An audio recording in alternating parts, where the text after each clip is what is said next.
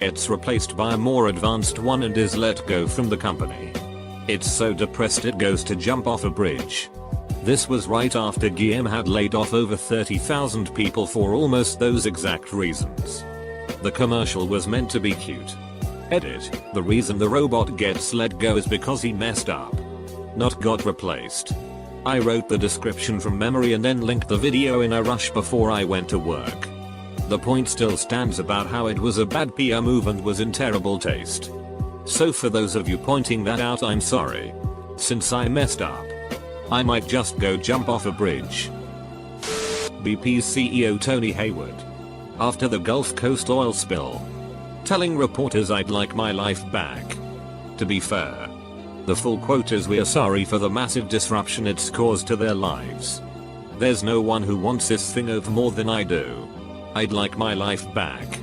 But the oil CEO presenting himself as the biggest victim of the oil spill that was destroying livelihoods and the environment was, well, a bold move. Cotton. Let's see how it plays out for him. He was replaced less than a month later. We're sorry. How the duck has nobody mentioned. When McDonald's in the US did that scratch card deal where they would give you a scratch card which had an Olympic event in it. And if the US won, medal, gold, I don't remember, they would give you a free burger or something. Of course. They calculated it so that most of the events would be ones usually won by Soviets. Guess who boycotted the Olympics that year? Brilliantly parodied by The Simpsons.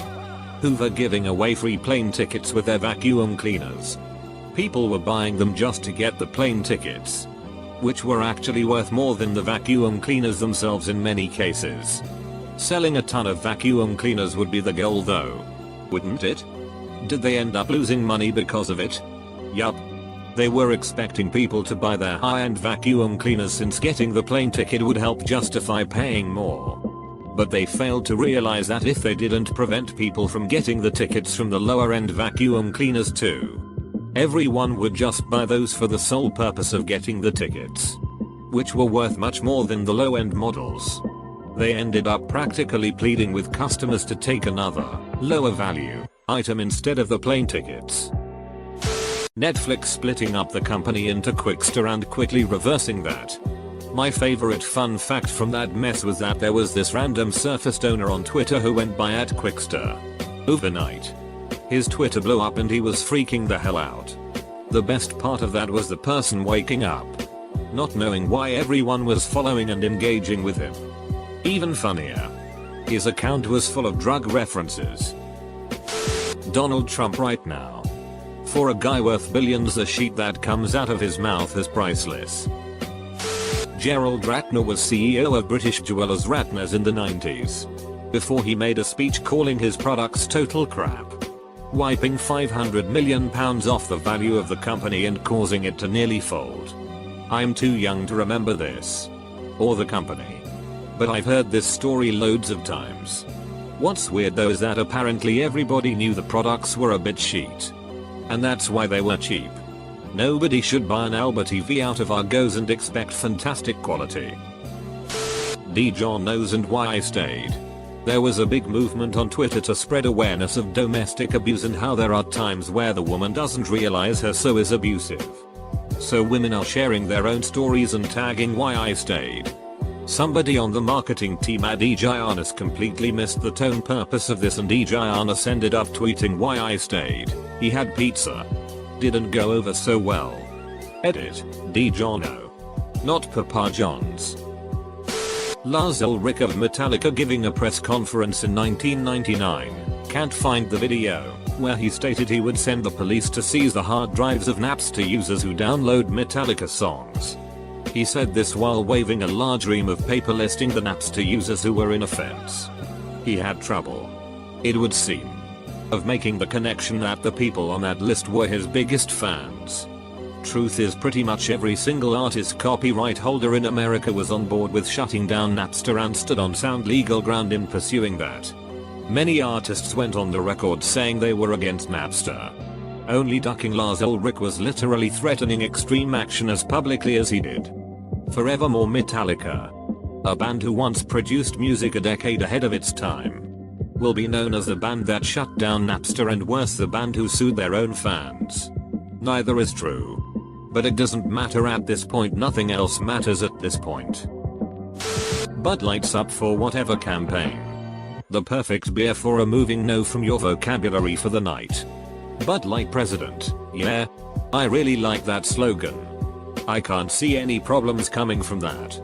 Bud Light VP, hey, do you think we should hire a woman or two to work here? Canadian here.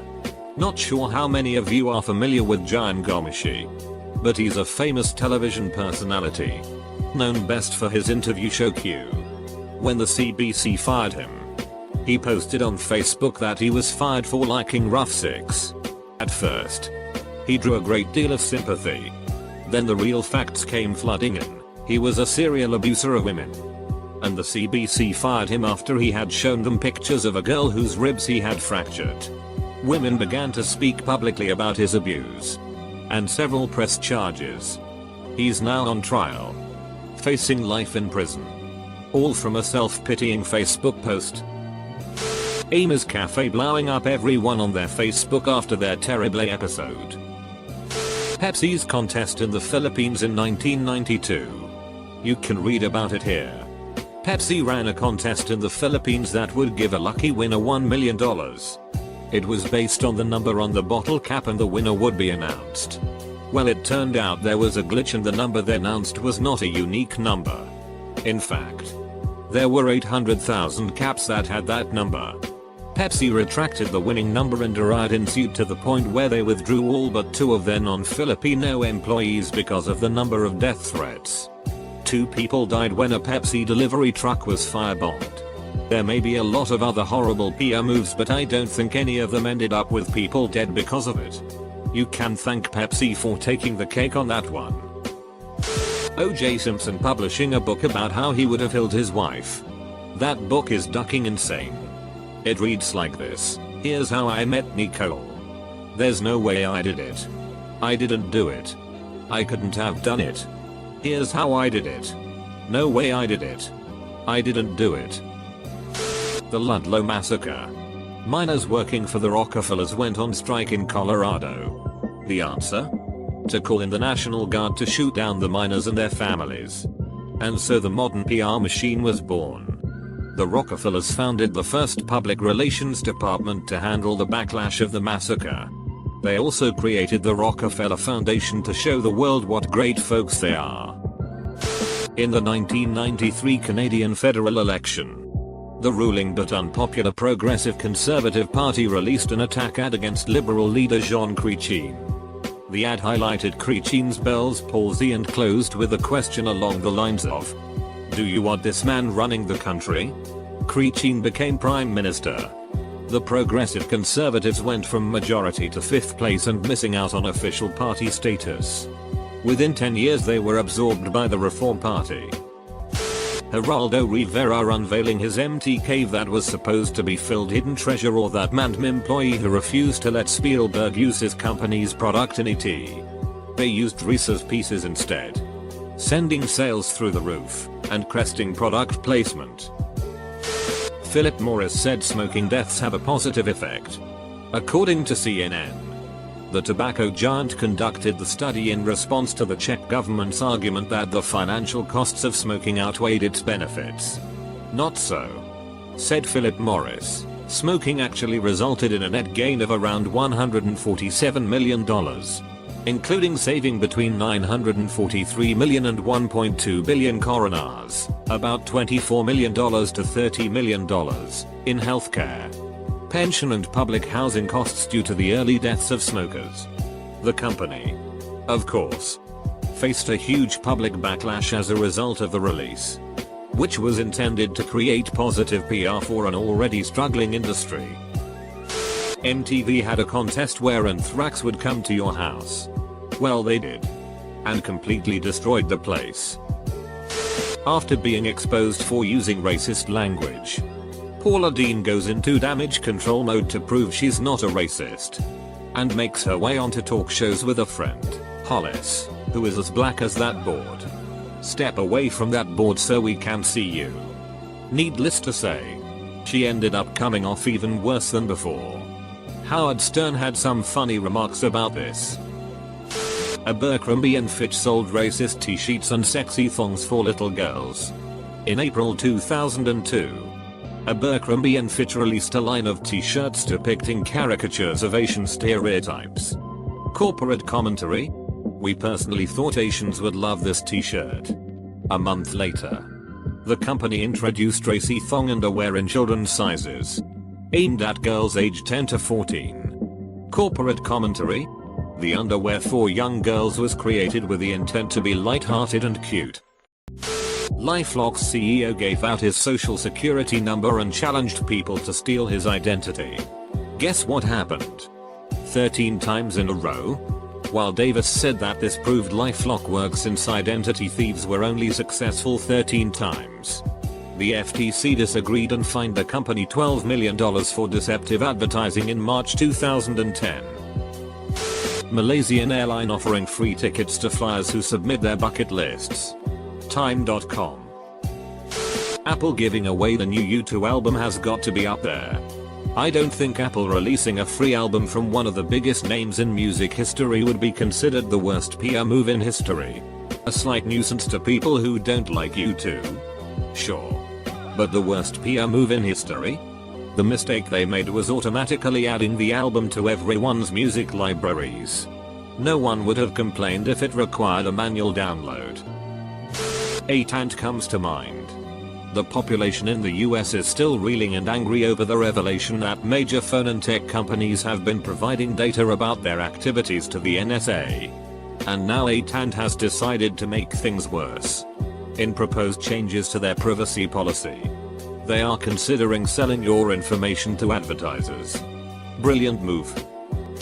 KFC trying to bring back Colonel Sanders. It's just creepy. One summer in the early 90s on Long Island they launched a massive PR campaign for vacationing on LI. Come see our beautiful beaches, our historic landmarks, family vacation of a lifetime, yada yada. That was also the summer they decided to do construction on all three of the main east-west roadways, LI, Expressway and Northern and Southern State Parkways. The entire summer was one endless traffic jam. I'm sure anyone who responded to the vacationing PR campaign decided to never set foot on LI again. I'm surprised nobody mentioned the Osborne effect. Osborne announced their newer better computer model while still having warehouses full of the old model, majorly contributing to them going bankrupt because nobody wanted the old model anymore. It's up there with Ratner's and PR duck-ups that basically brought down the whole company. Has to be the Zimmerman telegram. During WWI, the Germans sent a telegram to Mexico, offering them Texas, NM, AZ in exchange for an alliance against America. The telegraph cables go through Britain. Sigh. Fassipan. It was of course intercepted. Now it gets better. Mr.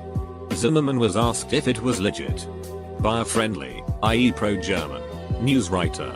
Instead of dissembling, he was like, "Toads be goats." Sigh. Fassipan.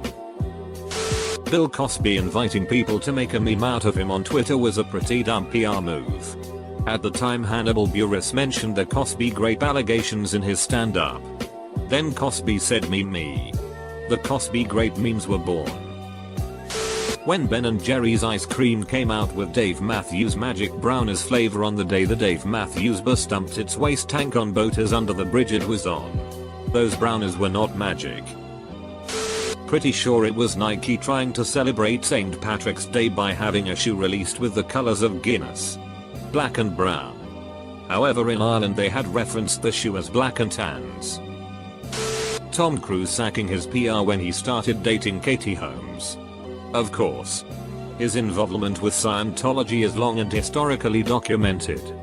But the follow-up of sacking his PR woman after his divorce from Nicole Kidman took him from incredibly talented but slightly aloof character to bouncing on Oprah's sofa. We all still love his movies. But that Oscar? Forget about it. Born on the 4th of July. Rain Man. Magnolia. These are performances that are old Tom Cruise. New Tom Cruise falls closer to post-sugar tit Mel Gibson.